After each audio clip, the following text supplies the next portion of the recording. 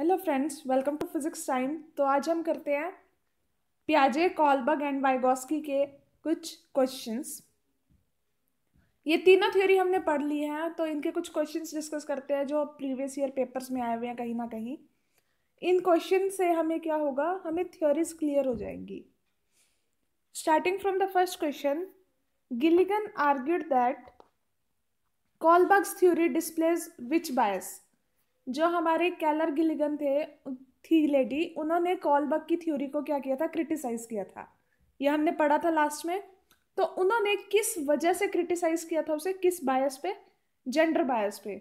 उन्होंने बोला था कि उन्होंने सिर्फ मेल सैंपल्स लिए हैं, फीमेल सैंपल्स उठाए ही नहीं थे कोलबर्ग ने। Question 2, in middle childhood speech is more dash rather than dash. जब मिडल चाइल्डहुड होता है उसमें स्पीच सोशलाइज्ड ज़्यादा होती है और ईगोसेंट्रिक कम होती है, खुद तक कम रहती है और सोशलाइज ज़्यादा हो जाती है, लोगों से इंटरेक्शंस बढ़ जाते हैं। In Vygotsky theory which aspect of development neglects. Vygotsky ने किसको नेग्लेक्ट किया था? उसकी थ्योरी जो थी सोशल और कल्चर पे तो थी ही, मतलब पहले दो ऑप्शंस ठीक थे। लैंग्वेज की उन्होंने बात की थी कि लैंग्वेज कैसे डेवलप हो रही है बच्चों के थॉट्स के साथ, लेकिन उन्होंने बायोलॉजिकल एस्पेक्ट्स को नेग्लेक्ट कर दिया था कि बच्चे की हेरिडिटी में से भी कुछ हो सकता है। Next question, according to the pre conventional level of Kohlberg, to which of the following would an individual in turn when making a moral decision. Pre conventional level कौन सा था? जब छोटे बच्चे, 8 साल से नीचे के बच्चे, या तो वो पनिशमेंट की डर से काम करते हैं या रिवॉर्ड के वजह से। अब देख लो इनमें से कौन सी है दोनों में। पर्सनल नीड्स के लिए काम नहीं कर रहे, फैमिली एक्सपेक्टेशंस के लिए काम नहीं कर रहे, पोटेंशियल पनिशमेंट इन्वॉल्व। अगर पनिशमेंट मिलेगी तो काम करेंगे, वो वाला है इन्वॉल्व, और इंडिविजुअल वैल्यूज उसके लिए काम नहीं करते। तो इन तीनों को काट दो, तो this is the answer. Now moving to next question. Actually अलग अलग जगह थे क्वेश्चन, तो ये भी नंबर 1 ही हो गया question. 4 distinct stages of child's intellectual development are identified by। देखो, इंटेलेक्चुअल डेवलपमेंट्स सबने दी थी, उनकी स्टेजेस। कौन ऐसे थे जिन्होंने 4 स्टेजेस में से डिफाइन किया था? वो थे पियाजे। पियाजे की 4 स्टेजेस थी हमारी, सेंसरी मोटर, उसके बाद लास्ट तक हमारी कॉन्क्रीट थिंकिंग तक चली थी वो। Next, in the context of language development, which of the following areas was underestimated by Piaget? Piaget ने किस चीज को अंडर किया था? सोसाइटी को, सोशल इंटरेक्शन को। ये तो लिख लो, ये क्वेश्चन इंपॉर्टेंट है। पियाजे किसको नेग्लेक्ट करके चले थे? सोसाइटी को, सोशल इंटरेक्शंस को। ईगोसेंट्रिक स्पीच को नेग्लेक्ट नहीं किया था उन्होंने। ईगोसेंट्रिक स्पीच थी बच्चे में जब वो छोटा होता है, खुद से बातें करता है, और वाइगोस्की ने उसी को क्या बोल दिया था, उसकी private speech. Which of the following stages are involved with infants when infants think with their eyes, ears and hands? ये क्या है? हमारे सेंसेस है। जब हम सेंसेस से सोचते हैं, कौन सी स्टेज है वो? छोटे बच्चों वाली। और वो पियाजे ने कौन सी स्टेज बोली थी हमें? Sensory motor stage. जब हम अपने सेंसेस को अपने टीचर्स बना के सीख रहे होते हैं, कि बच्चा हर चीज को टच करता है, पहले मुंह में डालता है, फिर सोचता है, देखता है कि ये ठीक है या नहीं। वो इस तरह के क्वेश्चन बहुत इंपॉर्टेंट है। ये पीजीटी लेवल टाइप क्वेश्चंस हैं। As a teacher you firmly believe in saying no to ragging and bullying. As a teacher आप क्या बिलीव कर रहे हो कि रैगिंग और बुलिंग नहीं होनी चाहिए स्कूल में? मतलब ये रैगिंग कौन बच्चे करेंगे? +1 2 वाले या बड़े बच्चे टाइप्स? एंड आप उसके लिए पोस्टर्स बना रहे हो, कमेटीज बना रहे हो स्कूल में, तब क्या करोगे? अकेले तो करोगे नहीं। आप यंग एडोलसेंस को, जो +1 से 10th +1 2 के बच्चे हैं, उन्हें इन्वॉल्व करोगे अपने साथ। अब वो बच्चे जो आपके साथ जुड़ेंगे, वो क्यों जुड़ेंगे? वो पनिशमेंट की वजह से जुड़ेंगे कि आपके साथ नहीं जुड़ेंगे तो उन्हें पनिशमेंट मिलेगी? वो किस लेवल पे हैं बच्चे जो वो आपके साथ जुड़ रहे हैं? वो खुद की सोच से जुड़ रहे हैं आपके साथ। कौन से लेवल पे है? 3rd लेवल पे, पोस्ट कन्वेंशनल लेवल पे। वो खुद का उनका स्ट्रॉन्ग बिलीव है, यानी 5th स्टेज पे है वो। जो ये सोशल ऑर्डर मेंटेनिंग लेवल है ये 4th स्टेज में आता है। 5th स्टेज में जाके बच्चा खुद की सोच बना लेता है कि अब मुझे अपने अकॉर्डिंग उसे पता होता है सही गलत क्या है, और वो सही गलत के हिसाब से अपनी सोच बनाना शुरू कर देता है। वो 5th स्टेज है कोलबर्ग की, उसी के हिसाब से यह क्या होगा, post conventional level. And next question, fitting new information into existing schema is known as, नई इंफॉर्मेशन ऐड करवाना नई किसी हमारे स्कीमा में जो हमने पर्टिकुलर बना रखा है उसे क्या बोलते हैं, एसिमिलेशन। और अगर किसी इंफॉर्मेशन को चेंज करोगे तो उसे क्या बोलेंगे, हमारी अकोमोडेशन बोलते हैं। नेक्स्ट क्वेश्चन, अकॉर्डिंग टू पियाजे थ्योरी चाइल्ड लर्न बाय, पियाजे की थ्योरी के अकॉर्डिंग चाइल्ड कैसे लर्न करता है। एक तो ना जब भी सीडीपी के क्वेश्चन देखो ना, वहां पर ना 3-4 चीजों का ध्यान रखना, मेमोराइजेशन यानी रटना, क्रैम करना, लर्न करना, बच्चे को ब्राइब दे के याद करवाना, ये वाली वो चीजें हैं जिन ऑप्शंस जो एक अच्छा टीचर नहीं करेगा। ठीक है, तो आप चीजें दिमाग में रखना ये कि कहीं पे ऐसे वाले ऑप्शन हो ना, रोट मेमोरी, क्रैम, मेमोराइजेशन, इन वर्ड्स का मतलब ये नेगेटिव वर्ड्स हैं, तो आपको खुद ये काम नहीं करने हैं, और किसी भी साइकोलॉजिस्ट ने ये काम नहीं किए हैं। तो पहला जिसका ऑप्शन है वो क्या है, मेमोराइजिंग इंफॉर्मेशन। इंफॉर्मेशन को आप याद नहीं रख सकते, मेमोराइज नहीं रखना है, समझना है आपका कॉन्सेप्ट्स। तो पियाजे के अकॉर्डिंग ये तो बिल्कुल भी नहीं था। स्कैफोल्डिंग की बात किसने की थी, वाइगोस्की ने। स्कैफोल्डिंग हम नहीं करेंगे। थर्ड, प्रोसेस ऑफ एडेप्टेशन, चीजों को देख देख के सीखता जाए बच्चा। ऑब्वियस है ये बच्चा तो पियाजे ने यही बोला था ना कि बच्चा जैसे जैसे देखता जाएगा सीखता जाएगा। और changing their behaviour when offered appropriate rewards, rewards की बात इन्होंने नहीं की थी पियाजे ने कभी भी, रिवॉर्ड्स की बात की थी कोहलबर्ग ने। तो इसमें क्या आएगा, प्रोसेसेस ऑफ एडेप्टेशन, वो चीज़ों को देखेगा सीखेगा, अडेप्ट करता जाएगा उन्हें देख देख के अपनी सेंसेस से किसी भी तरह से। Next, retrieving hidden objects is evidence that infants have begun to master which of the following cognitive functions. Retrieving hidden object का मतलब, जैसे हम छोटे बच्चे को बोलते हैं कि बॉल तो खो गई, तो एक एज में जाने के बाद उसे पता चल जाता है कि बॉल खोई नहीं है, वह छुपाई गई है। उसे याद रहता है कि छुपाई हुई चीज़ कहाँ है। उस चीज़ को याद रखना यानी कि उसकी कौन सी ऐसी फंक्शन है जो ठीक होने लगा है। ऑब्जेक्ट परमानेंस, मैंने यही बताया था ना कि ज़्यादा छोटा बच्चा हो तो उसे ये बोल दो कि बॉल खो गई है तो वो मान लेगा, लेकिन जैसे जैसे बड़ा होगा वो इस चीज़ को मानेगा नहीं, वो ऑब्जेक्ट उसके माइंड में परमानेंट सेट करती रहेगी, तो इसे क्या बोलेंगे, object permanence. Next, the cognitive ability that comes in pre operational period is, pre operational का मतलब छोटा बच्चा, कितने से 3 साल से 5-7 साल तक का बच्चा। अब उस बच्चे के कॉग्निटिव एबिलिटी में कौन सा चीज आ सकती है, पहला हाइपोथेटिकल डिडक्टिव थिंकिंग। हाइपोथेटिकल और एब्स्ट्रैक्ट थिंकिंग ये तो जाके आती है बड़ा होने के बाद, थोड़े इतने छोटे बच्चों में थोड़ी आएगी, तो पहले तो ऑप्शंस तो गलत हो गए। Ability to take others opinion, आप खुद सोचो 3-4 साल का बच्चा, उसे अच्छा पता होगा कि किसी की राय लेनी है हमें, वो तो अपनी मर्जी से चलेंगे, बट ये गोल डायरेक्टेड बिहेवियर वो करते हैं। ठीक है, ability of goal directed behaviour, उनके दिमाग में जो सेट हो गया उसके हिसाब से अपना काम करेंगे। Next, children in primary schools, अब ये मत सोचना कि आपके टीजीटी लेवल का क्वेश्चन है, पीजीटी का है, प्राइमरी का है, सारे क्वेश्चंस एक बार पढ़ लेना, ये आपके लिए उतने ही बेनिफिशियल है चाहे आप किसी भी लेवल से हैं। Children in primary schools follow which of the following stages as proposed by Lawrence Kohlberg। Primary school वाला मतलब कि हमारा प्री कन्वेंशनल लेवल वाला बच्चा क्या कुछ करता है। पहली चीज पनिशमेंट, हाँ पनिशमेंट मिलेगी तो वो काम करेगा। Individualism and exchange, individualism and exchange उसको बोलते हैं रिवॉर्ड मिल रहा, कि तुम मुझे कुछ दो मैं तुम्हें कुछ दूंगा, टिट फॉर टैट स्टेज या रिवॉर्ड स्टेज या इंडिविजुअलिज्म एंड एक्सचेंज स्टेज, ये दोनों तो करेगा।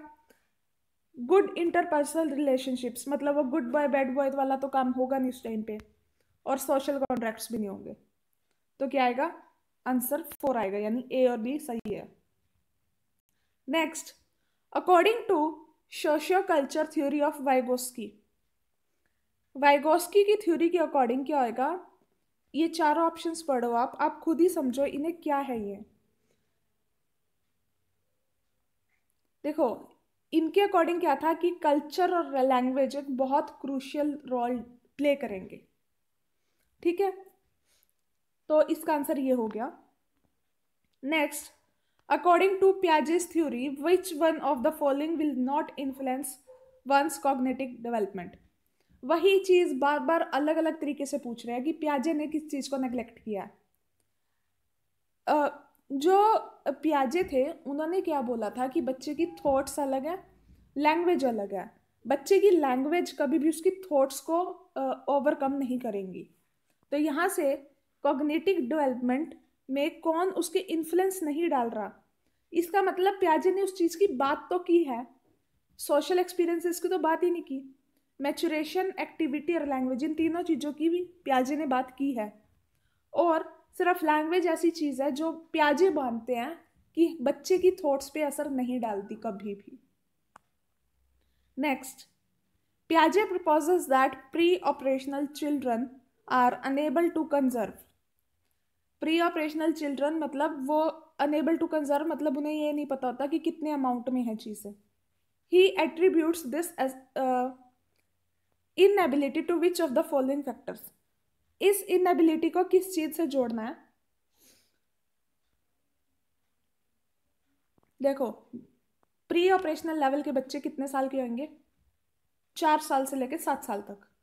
अब उन्हें यह भी नहीं पता कि हाइपोथेटिकल डिडक्टिव क्या है, ना उन्हें एब्स्ट्रैक्ट रीजनिंग का पता, इसका मतलब इन दोनों की तो बात ही नहीं हुई।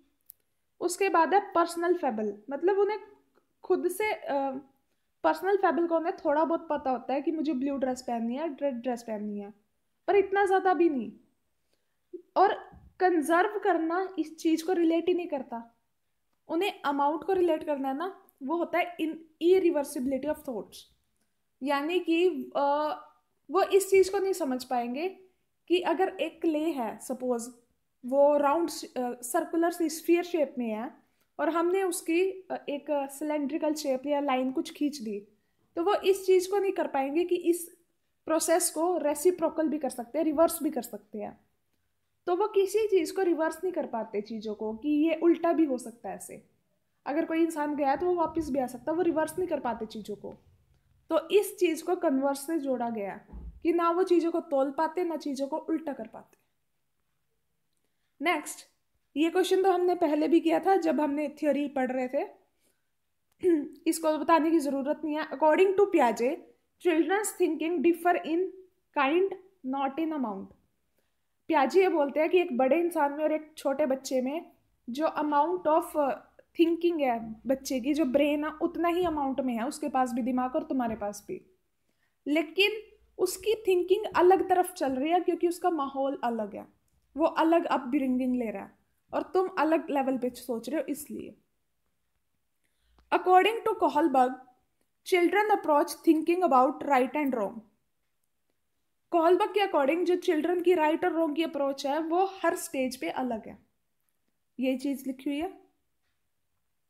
According to preconvention level of Kohlberg's theory, to which of the following would an individual turn when making a moral decision, pre conventional level में इनमें से क्या चीज़ थी जो बच्चे को डिसीजन लेने के लिए मतलब उसे डिसीजन लेने का मजबूर करती है। पर्सनल नीड्स नहीं होती उसकी, इंडिविजुअल वैल्यूज नहीं, फैमिली एक्सपेक्टेशंस नहीं, पोटेंशियल पनिशमेंट इन्वॉल्व, या तो रिवॉर्ड्स या पनिशमेंट, दो ही चीज़ें उसे करने के लिए मजबूर करेंगी।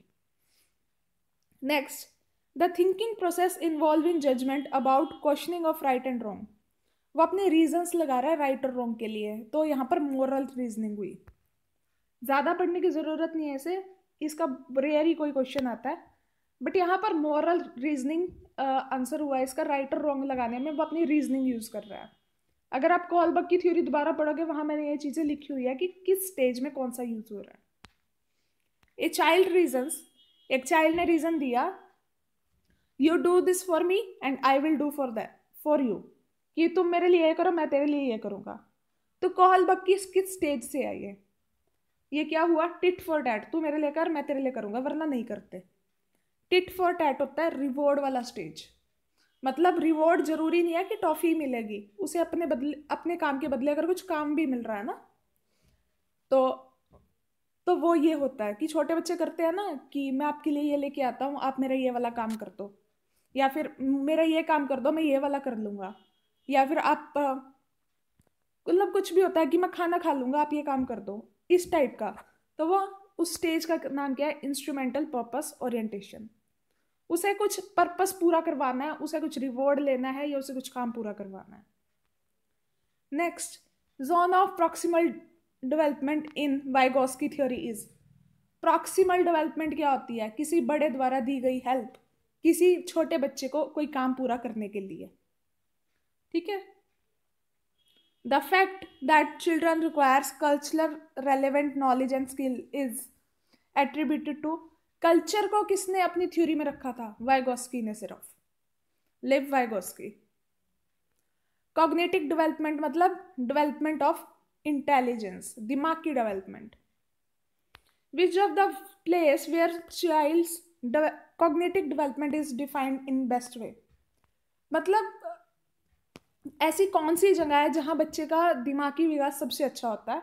स्कूल में या क्लासरूम में? स्कूल लगा लो, या फिर ये कह लो क्लासरूम के अंदर उसका दिमाग सबसे ज्यादा डेवलप होगा, क्योंकि वो अपने जैसे बच्चों के बीच में रहेगा। Which of the following is not among the four determinants of intellectual growth stated by Piaget? प्याजे ने इनमें से किसके बारे में बात नहीं की? उन्होंने एक्सपीरियंस की बात की है। एक्सपीरियंस की बात कैसे की है? मान लो एक छोटा बच्चा है, उसने कोई मान लो उसने कोई ना बॉल पकड़ी हो और उसकी वजह से उसे चोट लग गई हो, तो वो बच्चा अगली बार बॉल के पास जाने से डरेगा। इक्विलिब्रेशन की बात की है कि वो एक इक्विलिब्रेशन बनाएगा, अपना स्कीमा बना के चलेगा कि सपोज दाल चावल कैसे खाने हैं, उसका एक सेटअप दिमाग में बिठा के चलेगा। लेकिन सोशल ट्रांसमिशंस की बात की ही नहीं उसने। सोसाइटी को तो बिल्कुल परे ही छोड़ के चला है कि सोसाइटी कैसी मर्जी हो, जो बच्चा कहीं मर्जी रह रहा हो, उसके डेवलपमेंट पे कोई फर्क नहीं डालती वो। तो यहाँ क्या आएगा? Social transmissions. Next question, the psychologist who defines moral development. Moral development की एक ही इंसान ने बात की थी, पियाजे ने। ठीक है। A major difference between the perspective of Vygotsky and पियाजे पर्टेन्स टू। देखो ये ना बहुत बार पूछते हैं कि पियाजे और वाइगोस्की ने कहाँ पर डिफरेंस दिया था। इन दोनों ने लैंग्वेज और थॉट्स दोनों की बात की थी, लेकिन दोनों की पर्सपेक्टिव अलग थे इस पे। ठीक है। पियाजे ये बोलते थे कि थॉट और लैंग्वेज अलग है। थॉट लैंग्वेज को बिल्कुल भी मतलब थॉट्स और लैंग्वेज आपस में अलग है। लैंग्वेज और थॉट का आपस में कोई रिलेशन नहीं। बच्चा बोलना भी सीख जाए पर उसकी थॉट्स पे उसकी लैंग्वेज का असर नहीं पड़ेगा। लेकिन वाइगोस्की इनको रिलेट करके चलते थे। ठीक है। According to Vygotsky children learn. Vygotsky के अनुसार चिल्ड्रन कैसे सीखेंगे?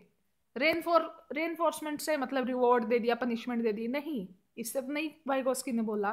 बाय मैच्योरेशन, अपने एक्सपीरियंस से नहीं सीख रहे वो। बाय इमिटेशन, नहीं, वो कहाँ से सीख रहे हैं? एडल्ट्स की या अपने आसपास वालों की हेल्प लेके। The stage of obedience for avoiding punishment is in the level. कौन से लेवल में था avoiding punishment? Pre conventional level में। देखो यहाँ पर एक चीज लिखी हुई थी कि जो पियाजे हैं वो क्या मानते हैं? डेवलपमेंट लीड्स लर्निंग, कि जैसे जैसे बच्चा बड़ा होगा डेवलपमेंट होगी, उससे लर्निंग आएगी। लेकिन वाइगोस्की क्या कहते हैं कि बच्चे की लर्निंग और डेवलपमेंट अलग है। Development lag behind learning. बच्चा सीखता रहेगा लेकिन उसकी डेवलपमेंट अलग ही लेवल पे चली जाती है। उसका लर्निंग का डेवलपमेंट का कोई लेना देना नहीं है।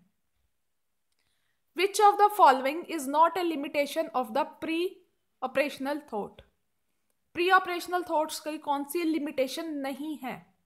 लिमिटेशन मतलब हमने वहां पर बात की थी इरिवर्सिबिलिटी की, कि बच्चे को रिवर्स करना नहीं आता, ये लिमिटेशन है। टेंडेंसी टू कंसंट्रेट, कि वो कंसंट्रेट नहीं कर पाता, ये भी लिमिटेशन है। ईगोसेंट्रिज्म होता है, उसे सेल्फ सेंटर्ड होता है बच्चा, ये भी एक है।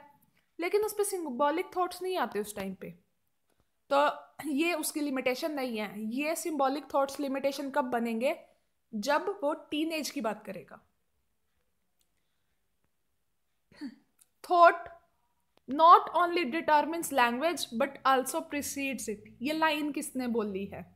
ये पियाजे ने बोली है। And please cram this line. Sorry, थोड़ा सा ऑक्सीमोरन लग रहा है कि मैं ही बोल रही हूँ कि क्रैमिंग गलत है, लेकिन मैं ही क्रैम करवा रही हूँ। बट क्रैम दिस लाइन कि thoughts not only determines language but also precedes it. Language thought पे फर्क नहीं डाल रही, लेकिन थॉट लैंग्वेज पे फर्क डालते हैं। Which of the following is correctly matched pair? Formal operational child में इमिटेशन नहीं आती, इमेजिनरी प्ले नहीं सीखता वो। कॉन्क्रीट ऑपरेशनल में कंजर्व करने की एबिलिटी आ जाती है बच्चे में। प्री ऑपरेशनल में डिडक्टिव थॉट कभी भी नहीं। और इन्फेंसी में लॉजिक लगाएगा बच्चा, 2 साल का बच्चा लॉजिक लगा के बैठेगा, ये गलत है सारे। सेकेंड ही ठीक है इसका। The amount and type of scaffolding to the child would change depending on, कि बच्चे को कितनी हेल्प और किस टाइप की हेल्प देनी है वो किस चीज पे डिपेंड करेगा? Level of child's performance. मान लो दो बच्चे हैं, 3rd क्लास में है, दोनों को एक टीचर तो हाथ पकड़ के लिखना सिखा रहा है, लेकिन दूसरे बच्चे के लिए क्या कर रहा है? उसे बस दूर से बता रहा है कि आपकी ये मिस्टेक है। तो उन्हें किस टाइप की स्कैफोल्डिंग, वो हेल्प जो मिल रही है वो अलग अलग क्यों मिल रही है? क्योंकि वो अलग अलग लेवल का परफॉर्म कर रहे होंगे उस टीचर के सामने। ठीक है। Next question, Sita has learn to eat rice and dal with her hand. When she is given dal and rice, she mixes dal and rice and starts eating. She has eating rice and dal into her schema for doing things. ये है क्या चीज? ये पूरी की पूरी assimilated क्या है? यहाँ पर क्या हुआ? सीता ने अपने हाथ से दाल चावल खाने सीख के उसने क्या किया? अब उसे दाल चावल दिए गए, उसने उसे मिक्स किया और खा लिया। मतलब उसने सारी चीजें, नई चीज क्या थी उसके लिए? दाल चावल खाना। उसने अपने रूटीन में दाल चावल खाना सेट किया, एसिमिलेट किया और वो सीख लिया, यानी वो एसिमिलेटेड हो गया। यहाँ पर इक्विलिब्रेशन आता तो इक्विलिब्रेशन पे टिक कर सकते थे, बट ये सारी की सारी इंफॉर्मेशन एसिमिलेट हो गई। उसने कुछ चेंज नहीं किया, खाना तो अभी भी वो दाल चावल ही खा रही है, लेकिन अब वो क्या कर रही है? उसने खुद सीख लिया खाना। A teacher shows 2 identical glasses filled with an equal amount of juice in them. ठीक है, एक टीचर ने 2 ग्लास लिए, दोनों खाली थे, उनमें जूस भर दिया, दोनों में एक साम जैसा। अब क्या किया? उन दोनों को खाली कर दिया, एक को लंबे गिलास में भर दिया, लेकिन वो लंबे वाला गिलास पतला था। एक को मोटे वाले गिलास में भर दिया, पर वो मोटे वाला गिलास छोटा था। अब बच्चों से पूछा कि बताओ किसमें जूस ज्यादा है, जबकि दोनों में जूस तो सेम ही था। तो बच्चों ने बोला लंबे वाले में। इसका मतलब ये बताओ कि बच्चे इस टाइम किस चीज को डील कर रहे हैं? अकोमोडेशन की बात नहीं हो रही, ना उनके ईगोसेंट्रिज्म की बात हो रही। यहां पर बात हो रही है कि बच्चा दोनों में डिफ्रेंशिएट नहीं कर पाता, डिसेंटरिंग नहीं कर पा रहा, वो डिफ्रेंशिएट नहीं कर पा रहा चीजों को, क्या नहीं कर पा रहा? कंजर्व नहीं कर पा रहा। डिसेंटरिंग बोलते हैं इसे। रिवर्सिबिलिटी होती है जब वो चीजों को उल्टा नहीं पाता, कि वापस भी ऐसे हो सकता है। वापस तो वो कर पाएगा, लेकिन वो डिसेंटरिंग नहीं कर पा रहा कि दोनों में सेम अमाउंट तो है। मतलब वो एक ही पर्सपेक्टिव को देख रहा है कि गिलास लंबा कौन सा है, वो ये नहीं देख रहा कि गिलास चौड़ा कौन सा है। तो एक टाइम पे एक ही चीज को देख पाना डिसेंटरिंग होती है। Last question, when children think to interpret the received information according to their experience, it is called। जब वो अपने एक्सपीरियंस के अकॉर्डिंग रिसीव्ड इंफॉर्मेशन को इंटरप्रेट कर पाते हैं, मतलब उन्होंने पास्ट में कुछ ऐसी चीज फेस की थी, उसकी वजह से अब उनके पास जो नई इंफॉर्मेशन आ रही है उससे रिलेट कर पा रहे हैं। ऐसा तो कोई बड़ा ही कर पाएगा, थोड़ा बहुत ज्यादा छोटा बच्चा उस पास्ट चीज को आके प्रेजेंट में रिलेट नहीं कर पाएगा कि 4 साल पहले ऐसा हुआ था, उस चीज से ये रिलेट हो रहा है तो मैं ऐसे ना करूं। ये कोई समझदार इंसान कर पाएगा जिसकी कॉन्क्रीट थिंकिंग है। इसको बोलते हैं कॉन्क्रीट थिंकिंग, जो हमें चीजें याद रह जाती हैं। ठीक है, तो ये थे कुछ क्वेश्चंस हमारे पियाजे, कॉलबर्ग और वाइगोस्की के बारे में। इसके बाद हम करेंगे नेक्स्ट थ्योरी एरिक एरिक्सन के बारे में। तो लेट्स सी, देखते हैं आपको सीडीपी कितना मजेदार आ रहा है, मजे में आ रहा है, समझ आ रहा है। प्लीज कमेंट्स करना, लाइक करना वीडियो को, and please subscribe the channel. Thank you.